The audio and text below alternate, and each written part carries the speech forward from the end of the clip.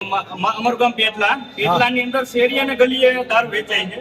અમે અમારા ગામમાંથી વારંવાર પોલીસ સ્ટેશને રજૂઆત પણ કરવામાં આવી, પણ હપ્તા લઈને બધા વૈયા જાય.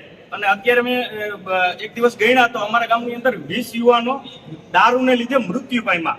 હાવ નાની ઉંમરના 18 વર્ષ ગણાય તો એવા સગીર ઉંમરના હતા જે યુવાનો અત્યારે મૃત્યુ પામ્યા છે. તો મારું સરકારશ્રીને એ જ નિવેદન છે કે જલ્દીથી જલ્દી આ દૂષણને ડામવું, નહીતર આજની યુવા પેઢી સદંતર ખતમ થઈ જાય. અને બીજું એ કહેવાનું છે કે સારા પોલીસ કર્મીઓ પણ પોલીસ સ્ટેશનની અંદર કામ કરે છે, એને મારા સલામ છે. પણ જે લોકો હપ્તાખોરો છે અને ભ્રષ્ટાચારીઓ છે એને તો પટ્ટા ઉતારવાના થાય છે ને થાય જ છે.